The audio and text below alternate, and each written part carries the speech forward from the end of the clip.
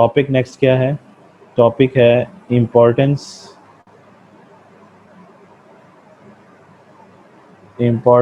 Of price elasticity of demand. Price elasticity of demand की importance, यानी ये क्यों पढ़ रहे हैं हम लोग, इसका फ़ायदा क्या है? नंबर 1 जो है वो है फॉर कंज्यूमर्स, कंज्यूमर के लिए इसकी इम्पोर्टेंस। और कंज्यूमर्स को ये मैसेज आता है कि अगर नेसेसिटी हो, ये पहली हेडिंग हमने पढ़ी थी, नेसेसिटी हो और उसकी कीमत में इजाफा हो जाए तो आप उसकी डिमांड में इतनी ज़्यादा कमी नहीं कर सकते, करेंगे लेकिन थोड़ी करेंगे। इसी तरीके से अगर वो लग्जरी है या ड्यूरेबल है और उसकी कीमत में इजाफा हो जाए तो आप उसकी डिमांड में ज़्यादा कमी कर सकते हैं और अपना बजट उसके मुताबिक प्लान आउट कर सकते हैं कि हमने क्या करना है। ये पहली बात समझ आ गई। एज ए कंज्यूमर आप अपना बजट जो है, अपना एक्सपेंडिचर जो है वो प्लान कर सकते हैं कि मैंने किस पर ज़्यादा खर्च करना है, किस पे कम खर्च करना है, किसकी कीमत बढ़ जाए तो मैंने कितनी डिमांड कम करनी है। कम करनी तो दोनों की है, लेकिन किसकी कितनी करनी है ये आपको इलास्टिसिटी बताएगी कि ये चीज़ आपके लिए क्या है। इसी तरीके से ड्यूरेबल है ना, तो ड्यूरेबल्स की कीमत अगर बढ़ जाए तो उनकी डिमांड में भी कमी बहुत ज़्यादा आएगी, समझ गए? तो ये पहली बात है। दूसरी जो इम्पोर्टेंस है वो है फाइनेंस मिनिस्टर की। फाइनेंस मिनिस्टर, तो फॉर फाइनेंस मिनिस्टर यानी वज़ीर ख़जाना। तो अगर आप में से कोई अल्लाह करे कि वज़ीर ख़जाना बन जाए, तो आप में से बन सकता है ना, आजकल इसी तरह के बन रहे हैं। तो अगर आप वज़ीर ख़जाना बन जाएं तो आपसे पूछेंगे आके कि वज़ीर ख़जाना साहब या साहिबा बताएं कि किन चीज़ों पे टैक्स लगाएं। तो पहला सवाल ये, किन चीज़ों पे टैक्स लगाएं? क्योंकि फाइनेंस मिनिस्टर का मेन काम होता है बजट बनाना गवर्नमेंट का और पैसा इकट्ठा करना गवर्नमेंट के लिए टैक्स से। तो आप कहेंगे टैक्स सब पे लगाएं, पहली बात। फिर वो पूछेंगे कि किन चीज़ों पर ज़्यादा टैक्स लगाएं और किन चीज़ों पे कम टैक्स लगाएं। फॉर एग्ज़ाम्पल नेसेसिटीज़ हैं और फॉर एग्ज़ाम्पल लग्जरीज़ हैं, तो किन पर ज़्यादा टैक्स लगाएं? आपसे ये दो सामने चीज़ें रखी जाती हैं और आप फाइनेंस मिनिस्टर हैं, तो आप किन चीज़ों पर ज़्यादा टैक्स लगाएं? नेसेसिटी मीन आटा है, चीनी है, गंदम है, पेट्रोल है, घी है, तो आप ये नेसेसिटीज़ हैं, बताएं इन पे ज़्यादा टैक्स लगाएं या लग्जरी यानी एसी पे लगाएं, गाड़ी पे लगाएं, टीवी पे लगाएं, सोफे पे लगाएं, एयर कंडीशन पे लगाएं, किस पे लगाएं? तो आप किस पे ज़्यादा टैक्स लगाएंगे एज ए फाइनेंस मिनिस्टर? तो आप बिल्कुल ठीक कह रहे हैं, आप मोर टैक्स लगाएंगे, मोर टैक्स ऑन दीज। इन पर क्या होगा? मोर टैक्स लगेगा। समझ आ गई बात? इन पे ज़्यादा टैक्स लगेगा, लेकिन जो लग्जरीज होंगी उन पे लेस टैक्स लगेगा। क्यों भला? क्योंकि आपको क्या चाहिए एज ए फाइनेंस मिनिस्टर? आपको क्या चाहिए? आपको चाहिए पैसा आवाम से, टैक्स। तो टैक्स कहाँ से ज़्यादा जनरेट होगा? जो लोगों ने चीज़ें खरीदनी है। तो वो कौन सी चीज़ें जो लोगों ने हर हाल में खरीदनी है, चाहे आप जो मर्जी कर लें, वो नेसेसिटी हैं। इसलिए इन पर टैक्स ज़्यादा लगेगा ताकि गवर्नमेंट के पास पैसा ज़्यादा आए। लग्जरी पे आप ज़्यादा टैक्स लगाएंगे, लोग उसकी डिमांड में बहुत ज़्यादा कमी कर देंगे। ये देखें, उसकी डिमांड में बहुत ज़्यादा कमी कर देंगे। अब जब टैक्स लगेगा तो कीमत बढ़ेगी ना, तो उसकी डिमांड में बहुत ज़्यादा कमी आ जाएगी, तो आपको टैक्स कहाँ से मिलेगा? तो टैक्स लेने के लिए आपको चाहिए कि आप नेसेसिटी पे ज़्यादा टैक्स लगाएं। बाहर आके चाहे कहते रहे कि आवाम दोस्त टैक्स, वो जो है बजट है, आवाम के लिए हमने बहुत कुछ किया है, लेकिन गवर्नमेंट के पॉइंट ऑफ व्यू से ज़्यादा पैसा इकट्ठा करने के लिए आप नेसेसिटीज़ पर ज़्यादा टैक्स लगाएंगे, मोर टैक्स लगाएंगे, मोर रेवेन्यू जनरेट करेंगे। और क्योंकि ये इस पे टैक्स लगेगा तो इसकी डिमांड में कमी बहुत थोड़ी होनी है। ये देखें, बहुत थोड़ी कमी होनी है, तो ये चीज़ बिक जानी है। और कमी थोड़ी होनी है, तो फिर आप इन्हीं पे टैक्स ज़्यादा लगाएंगे ना। इसीलिए आप कोई भी गवर्नमेंट आए जो मर्जी बातें करती रहे, अगर उन्होंने पैसा ज़्यादा इकट्ठा करना है, टैक्स ज़्यादा इकट्ठा करना है, तो वो नेसेसिटीज़ पे टैक्स लगेगा। चीनी महंगी होगी, पेट्रोल महंगा होगा, घी महंगा होगा, मजबूरी है ना। तो उसके अलावा गवर्नमेंट पैसे कहाँ से लेगी? और लग्जरीज़ पे वो टैक्स कम करेंगे, और वहाँ से जब टैक्स कम लेंगे तो उनको टैक्स कम लगाएंगे। यानी मोर टैक्स का मतलब है मोर टैक्स रेट, यानी ज़्यादा टैक्स लगाएंगे। लेस टैक्स का मतलब है लेस टैक्स रेट। इस पे ज़्यादा टैक्स लगाएंगे और इस पर कम टैक्स लगाएंगे लग्जरीज़ के ऊपर, क्योंकि लग्जरी पे जब टैक्स लगेगा तो उसकी कीमत बढ़ेगी। जब कीमत बढ़ेगी तो उसकी डिमांड में बहुत ज़्यादा कमी आएगी, और बहुत ज़्यादा कमी आएगी तो लोग लेंगे ही नहीं। जब लेंगे नहीं तो गवर्नमेंट को टैक्स नहीं मिलेगा। इसलिए गवर्नमेंट हमेशा नेसेसिटी पे ज़्यादा टैक्स लगाती है और लग्जरीज़ पे कम टैक्स लगाती है। तो आप अब फाइनेंस मिनिस्टर बन जाएंगे तो अब आपको इलास्टिसिटी पता होगी, तो आप डिसीजन करेंगे ना कि किसके ऊपर जो है वो क्योंकि नेसेसिटी क्या है, नेसेसिटी जो है वो लेस इलास्टिक है, और लग्जरी क्या है, वो मोर इलास्टिक है। तो लेस इलास्टिक गुड्स के ऊपर आप ज़्यादा टैक्स लगाएंगे, मोर इलास्टिक के ऊपर आप कम टैक्स लगाएंगे। ये है फाइनेंस मिनिस्टर। अगर आप बन जाएं तो ये करना पड़ेगा आपको, ठीक है। तो ये आपको अब इम्पोर्टेंस समझ आ रही है ना। इसलिए आपके दिमाग में जो सवाल आ रहे हैं ना, मैंने इसलिए कहा कि आगे आ रहे हैं, आप टेंशन न लें, वो सारी चीज़ें आपके सामने आएगी। अब बहुत सारे लोग कहते हैं सप्लाई सप्लाई, और भाई ये डिमांड का चैप्टर ख़त्म हो गया है ना। अब आज ख़त्म कर दिया डिमांड का चैप्टर, कल सप्लाई शुरू कर लेंगे, टेंशन किस बात की। सप्लाई भी आ जाएगी, लेकिन जिन लोगों को डिमांड समझ आ गया, समझे, उनको सप्लाई भी समझ आ गया, उनके लिए सप्लाई समझना मुश्किल नहीं है। और जिनको डिमांड सप्लाई समझ आ गया उनको इकोनॉमिक्स समझ आ गई, क्योंकि इकोनॉमिक्स के दो पिलर्स हैं, एक डिमांड का पिलर है, एक जो है वो सप्लाई का पिलर है। जिस तरह आप लोग काउंटिंग में पढ़ते हैं ना, डेबिट क्रेडिट, मेरा सब्जेक्ट तो नहीं है लेकिन मेरा ख्याल है उसमें दो ही चीज़ें हैं, डेबिट क्रेडिट। जिसको डेबिट क्रेडिट समझ आ गया उसको काउंटिंग समझ आ जाती है। इस तरह इकोनॉमिक्स में जिनको डिमांड एंड सप्लाई समझ आ गया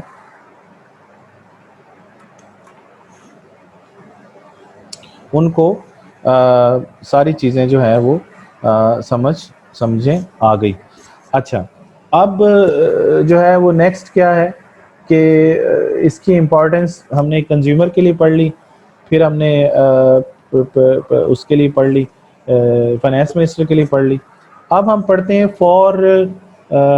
फॉर इंडस्ट्रियलिस्ट, इंडस्ट्रियलिस्ट के लिए पढ़ते हैं।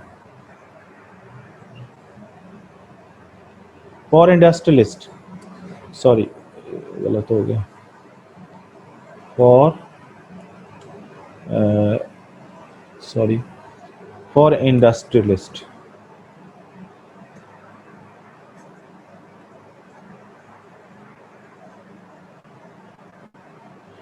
फॉर इंडस्ट्रियलिस्ट, अब इंडस्ट्रियलिस्ट क्या करना होता है? इंडस्ट्रियलिस्ट ने ये प्लान करना होता है कि वो अपनी जो इंडस्ट्री है उसको और ज़्यादा एक्सपेंड करे।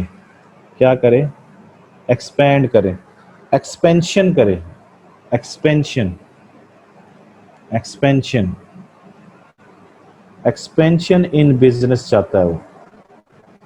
अब फॉर एग्जांपल जैसे हमारे शहर के अंदर सोन हलवा है, तो सोन हलवा जो है वो मुल्तान की बड़ी इम्पोर्टेंट बड़ी मशहूर डिश है।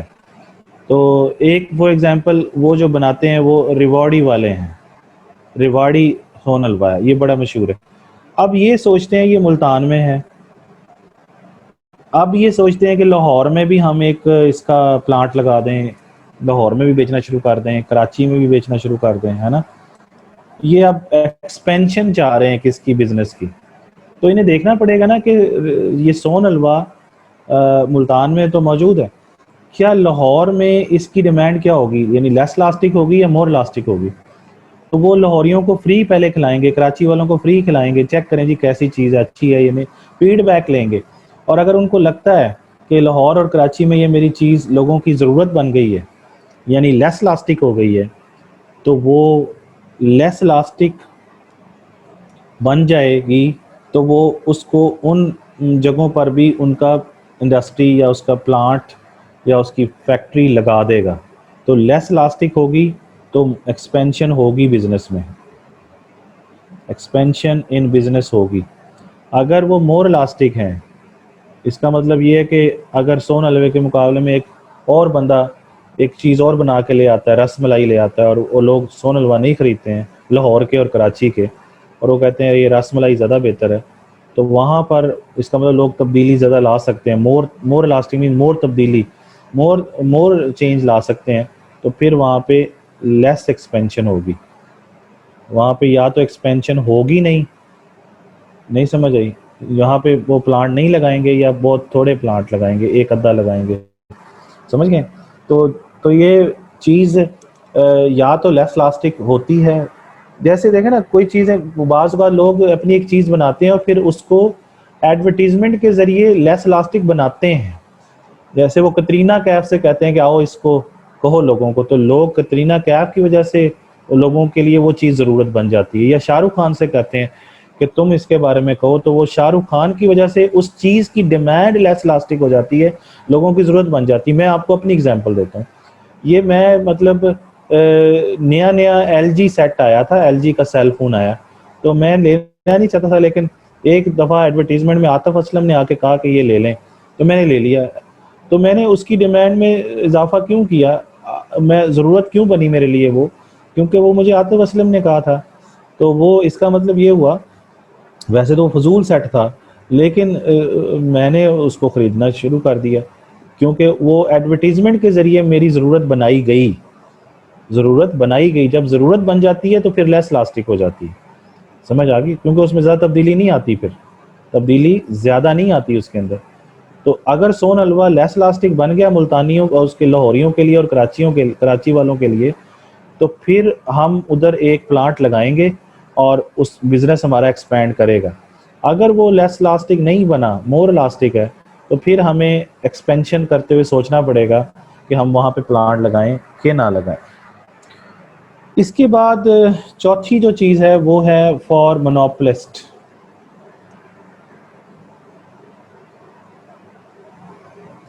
मोनोपोलिस्ट कहते हैं, अभी फ़िलहाल ये पूरा बात करेंगे इस पे, लेकिन फ़िलहाल इसका मतलब है single seller in the market. पूरी मार्केट में एक ही सेलर हो, और ये मोनोपोलिस्ट की बात समझा रहा हूँ, और उसका कोई क्लोज सब्स्टिट्यूट ना हो, ठीक है। तो ये क्या बन जाएगा, ये मोनोपोलिस्ट बन जाएगा। सिंगल बंदा हो, यानी पूरे जहाँ जहाँ आप रह रहे हैं उसमें हो सकता है। मतलब कराची में फ़र्ज़ करें कि सिर्फ एक ही बंदा जो है वो पाए बनाता हो, ये पाए जो होते हैं, तो आप कहेंगे इसकी मोनोपोली है भाई, यानी सिंगल सेलर है। लाहौर में फ़र्ज़ कर लें कि एक ही बंदा है जो कि रस मलाई बनाता है, तो आप कहें और कोई भी नहीं बनाता, तो इसकी मोनोपोली है भाई, ठीक है। अब मोनोपोलिस्ट के लिए जो है वो देखना है कि वो क्या करेगा, वो कीमतों को कैसे तय करेगा, वो प्राइसेस को कैसे तय करेगा। जैसे फॉर एग्जांपल एक चीज़, अब मोनोपोलिस्ट है तो आपको पता है कि उसका कोई सब्स्टिट्यूट ही नहीं है, तो आप तो कहेंगे वो कीमत को बढ़ा दे, ऐसा नहीं होता। उसके लिए उसे देखना पड़ेगा कि उसकी प्रोडक्ट अगर लेस इलास्टिक है, नहीं समझ आई, फिर तो वो कीमत में क्या करेगा, इजाफा करेगा। अगर वही चीज़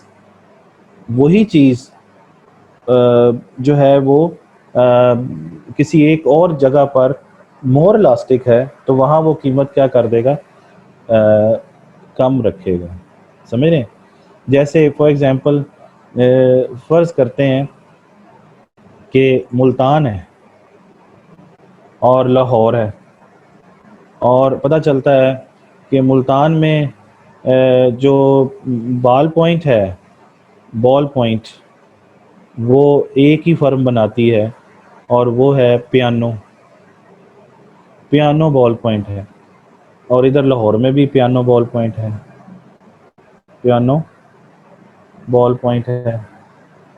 ठीक है ना जी। तो बॉल पॉइंट फिर है ईगल पेन, ये मुल्तान की बातें हो रही हैं लाहौर की। अच्छा, ये ईगल पेन है, फिर है पार्कर पेन, इधर भी ईगल पेन है और इधर भी पार्कर पेन है, समझ रहे हैं। तो अब आप दोनों मार्केट में देख लें, सिंगल सेलर है, और जो है वो फॉर एग्जांपल आप कहते हैं कि डॉलर है, डॉलर पेन है, इधर भी क्या है, डॉलर पेन है। अब आप इन इससे अंदाज़ा लगा रहे हैं कि बॉल पॉइंट बनाने वाली एक ही फर्म है, वो पियानो है, और दोनों मार्केट में उसकी मोनोपोली है। देख लें दोनों मार्केट में, क्योंकि बाकी सारे पेन हैं, बॉल पॉइंट नहीं है। तो मैंने कहा था कि single seller in the market.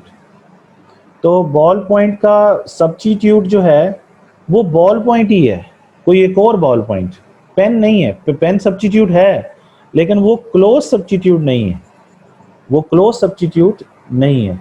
Ball point का क्लोज सब्स्टिट्यूट एक और बॉल पॉइंट है जो किसी और कंपनी का हो सकता है, लेकिन बॉल पॉइंट का सब्स्टिट्यूट है पेन, क्लोज नहीं है।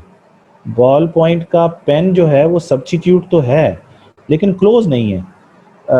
लेकिन जो बॉल पॉइंट का क्लोज सब्स्टिट्यूट है वो एक और बॉल पॉइंट है जो किसी और कंपनी का हो सकता था, लेकिन इधर नहीं है। अब दोनों मार्केट्स में नहीं है, ना मुल्तान में ना लाहौर में। तो इसका मतलब पियानो बॉल पॉइंट वालों को मुल्तान की मार्केट में भी मोनोपोली है, और लाहौर की मार्केट में भी पियानो बॉल पॉइंट बनाने वालों की मोनोपोली है। समझ गए ना ये बात। तो दोनों मार्केट्स के अंदर उनकी मोनोपोली है, ये तो तय हो गया। अब यानी इधर भी मोनोपोली है, monopoly of piano, piano ball point, और इधर भी क्या है, इधर भी मोनोपोली है। यानी इस मार्केट में, लाहौर की मार्केट में भी सिंगल ही सेलर है और कोई है ही नहीं लाहौर में। Monopoly of piano ball point है ना। दोनों मार्केट्स एक दूसरे से कुछ 300-400 किलोमीटर के फासले पर भी हैं, ये भी आपको पता हो। मुल्तान से लाहौर 350 किलोमीटर का फासला है। तो ये लहदा एक मार्केट मुल्तान की मार्केट में इसको मोनोपोली है पियानो बॉल पॉइंट वाले को, और लाहौर की मार्केट में भी पियानो ही वाला है और कोई बॉल पॉइंट वाला नहीं है। अब आपका क्या ख्याल है, ये तो फिर एक ही हो गया ना पूरी मार्केट में। तो आप कहेंगे दोनों मार्केट में ये तो कीमतें बढ़ा के रखे, कोई और है ही नहीं। ऐसा नहीं होता, ऐसा नहीं होता। क्योंकि अब इसको आपने, अब आप फर्ज करें पियानो बॉल पॉइंट के मैनेजर बन जाते हैं, तो अब आप कहें जी, या मालिक होते हैं, तो आप कहें दोनों मार्केट्स में कीमतें बढ़ा दो क्योंकि हमारे मुकाबले में कोई नहीं है। ऐसा नहीं होता है। इसके लिए आप क्या करेंगे, आप इधर कैलकुलेट करेंगे कि मुल्तान की मार्केट में पियानो बॉल पॉइंट की डिमांड, इलास्टिसिटी ऑफ डिमांड क्या है। तो पता चलता है मुल्तान के लोगों के लिए लेस इलास्टिक डिमांड है, और इधर पता चला लाहौरियों के लिए ये मोर इलास्टिक है। यानी बॉल पॉइंट जो है मोर इलास्टिक है, मोर इलास्टिक डिमांड है। तो डिमांड, चीज़ तो एक है, प्रोडक्ट तो एक ही है, लेकिन उसकी इलास्टिसिटी में फ़र्क है। इधर मुल्तानियों के लिए तो ये ज़रूरत बन गई है। लेस इलास्टिक का मतलब क्या है कि ज़रा तब्दीली नहीं ला सकते, तो ये ज़रूरत बन गई है, नेसेसिटी बन गई है। लेकिन लाहौरियों के लिए नहीं बनी है, नो नेसेसिटी। तो अब आप बताएं, जहाँ पर लेस इलास्टिक हो, जहाँ पे ज़रूरत बन जाए, वहाँ पर कीमत ज़्यादा रखें, या जहाँ पर ज़रूरत नहीं बनी वहाँ कीमत ज़्यादा रखें। तो जहाँ पर ज़रूरत बन गई है वहाँ पर प्राइस ज़्यादा रखेंगे, और जहाँ पर ज़रूरत नहीं बनी वहाँ पर प्राइस को क्या रखेंगे, कम रखेंगे। आई बात समझ। ये हेल्प किसने की, इलास्टिसिटी ने। जब आप किसी को कहते हो ना कि ज़िंदगी बन गए हो तुम, तो कहता है अच्छा ये बात है, इसका मतलब मैं तुम्हारी ज़िंदगी बन गया हूँ, मैं तुम्हारी ज़रूरत बन गया हूँ। वो फिर आपकी ऐसी की तैसी करता है, और उसकी आपको कीमत हाई पे करनी पड़ती है। आम रवैयों में भी देखें ये चीज़। आप लोगों से कहें ना मुझे आपसे मोहब्बत है, मैं ज़िंदगी बन गए हो तुम, वो कहता है अच्छा जी फिर आओ, फिर आपका मैं तसल्ली कराऊँ। तो वो आपको उसकी नखरे उठाता है, वो नखरे कीमत है, ज़्यादा कीमत आपको पे करनी पड़ती। इधर देखें ना, इधर मुल्तान के लोगों ने क्या किया, मुल्तान में जब आपने कीमत बढ़ाई तो लोगों ने कहा कि दुकानदार ने कहा कि पियानो बॉल पेन महंगा हो गया, तो लोगों ने कहा हमें फिर भी यही चाहिए यार, कम कर दी उसकी डिमांड, थोड़ी सी कम की। वो ईगल पेन या उसकी तरफ ज़्यादा नहीं गए। लेकिन लाहौर में जब कीमत बड़ी बढ़ाते हैं आप, तो लोग कहते हैं ठीक है पियानो नहीं तो फिर ईगल पेन दे दें, ईगल पेन नहीं तो पार्कर पेन दे दें, वरना डॉलर दे दें। तो वो उसमें ज़्यादा तब्दीली ला सकते हैं, मोर इलास्टिक, वो इसमें ज़्यादा तब्दीली ला सकते हैं। तो उनके लिए पार्क पियानो बॉल पेन कोई ज़्यादा ज़रूरत नहीं है। तो यहाँ आप ज़्यादा कीमत बढ़ाएंगे तो लोग इधर की तरफ चले जाएंगे, पेन, किसी भी पेन को ख़रीद लेंगे। तो यहाँ पे आपको कीमत को क्या रखना पड़ेगा, कम रखना पड़ेगा। यहाँ कीमत कम रखनी पड़ेगी, यहाँ कीमत ज़्यादा रखनी पड़ेगी। यही चीज़ मैंने आप लोगों को समझाई थी टोटल रेवेन्यू मेथड में भी, याद करें। वहाँ भी ये बताया था कि जहाँ लेस इलास्टिक डिमांड हो वहाँ प्राइस क्या होती है, हाई। जहाँ मोर इलास्टिक हो वहाँ प्राइस क्या होती है, लेस। ये कितना इंपॉर्टेंट रूल आपको समझ आ रहा है कि कहाँ पर कीमत ज़्यादा रखनी है और चीज़ एक ही है, और कहाँ पर कीमत को जो है वो ज़्यादा रखना है। मैं आपको ये याद कराता हूँ पिछला लेक्चर, अगर आप टोटल रेवेन्यू या टोटल एक्सपेंडिचर मेथड ज़रा आप देखें तो आपको शायद याद आ जाए। मैं कोशिश करता हूँ वो मिल जाए हमें, टोटल आउटले मेथड हमें मिल जाए तो वहाँ पे नज़र आ जाएगा आपको। Just a minute.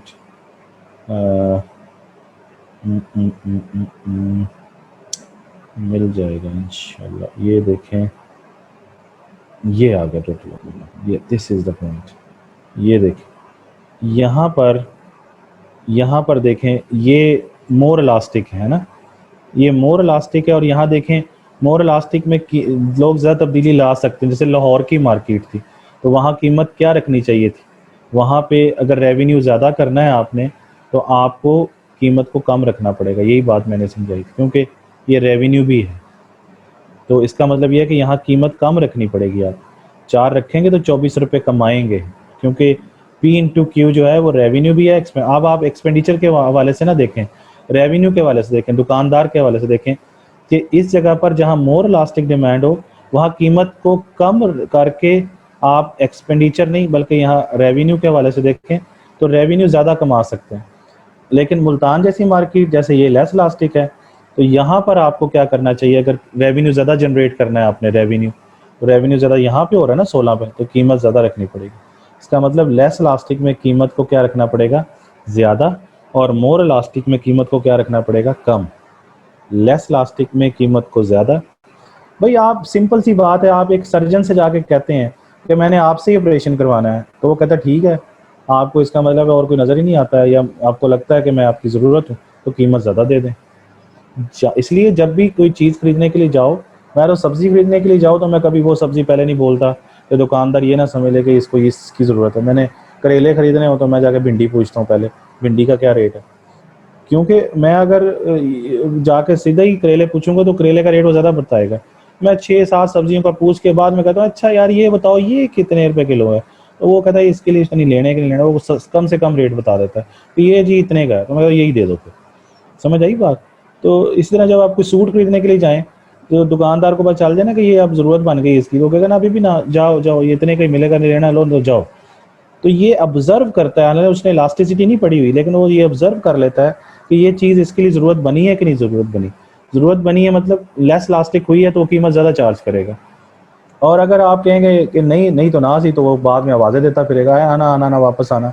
वो आपका रवैया जज कर रहा होता है कि आपके लिए ये चीज़ कितनी ज़रूरत बन गई है, फिर वो प्राइस को उसके मुताबिक चार्ज कर रहा होता है। ठीक हो गया जी। इसी तरीके से ट्रांसपोर्ट इंडस्ट्री में देखें कि कुछ चीज़ें ऐसी होती हैं, ये अगली हेडिंग पढ़ा रहा हूँ इंपॉर्टेंस में, 5वीं। अभी इधर 5 मिनट और लूँगा मैं आपके।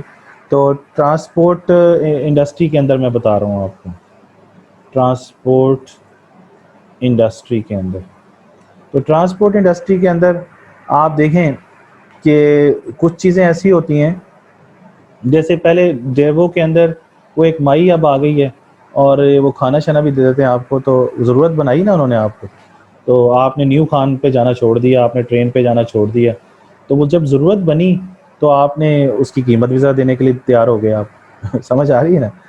इसी तरीके से कुछ चीज़ें ऐसी होती हैं जो बल्क में होती हैं, और लेकिन उनकी उनकी जो वैल्यू होती है वो बड़ी थोड़ी होती है। जैसे भूसा समझते हैं आप लोग, तूड़ी पंजाबी में कहते हैं, तूड़ी या भूसा कहते हैं, जो गंदम के साथ जानवर खाते हैं।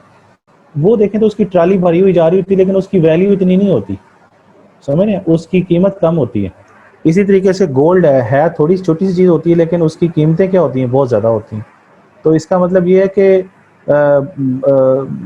जो कीमतें चार्ज की जाती हैं बाज़ का हाई वैल्यू होती है, लेकिन बल्क उनका स्मॉल होता है, तो उनसे ज़्यादा कीमत चार्ज की जाती है। यानी जैसे गोल्ड है, हाई वैल्यू है, यानी उसकी कीमत ज़्यादा है, लेकिन उसका बल्क क्या है, स्मॉल है, स्मॉल बल्क है, यानी छोटी सी होती है जी।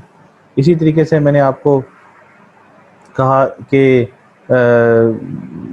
रेत है ना, सैंड, तो सैंड है, ठीक है ना जी, लेकिन उसकी क्या है, वैल्यू क्या है, लो वैल्यू है और हाई बल्क है। तो ये गुड्स टू गुड्स वेरी करेगा कि किसी की ट्रांसपोर्ट के हवाले से आप देखेंगे कि कोई ज़्यादा कीमत चार्ज कर रहा होगा, कोई कम चार्ज कर रहा होगा, तो अकॉर्डिंग टू द प्रोडक्ट होगा। सैंड, रेत को कहते हैं, रेत, समझ गए। इसी तरीके से जॉइंट गुड्स के हवाले से बताएं कुछ चीज़ें ऐसी होती हैं जो इकट्ठी पैदा होती हैं, जॉइंट गुड्स। जैसे गंदम है तो वीट जिसे कहते हैं, तो वीट के साथ स्ट्रॉ भी पैदा होता है, जिससे मैं ये जॉइंटली प्रोड्यूस होती हैं, यानी ये गंदम है ना, और ये क्या है, भूसा, तूड़ी जिसे कहते हैं, तो ये इकट्ठी पैदा होती है, लेकिन इसकी वैल्यू ज़्यादा है, इसकी वैल्यू कम है, यानी ये लेस इलास्टिक है हमारे लिए, इंसानों के लिए। ये तो नहीं कि गंदम महंगी हो जाए तो तुम तूड़ी खाना शुरू कर दोगे, ऐसा तो नहीं होगा ना। तो वो ये मोर इलास्टिक, नहीं समझ आई बात। इंसान के लिए गंदम ज़रूरत है, लेकिन भूसा नहीं, लेकिन पैदा इकट्ठी होती हैं। ठीक हो गया जी, चलें जी, थैंक यू वेरी मच। ये चैप्टर ख़त्म हो गया। अब आप इसको सीमा की बुक से भी पढ़ सकते हैं और बाकी भी देख सकते हैं। तो अभी मैं थोड़ा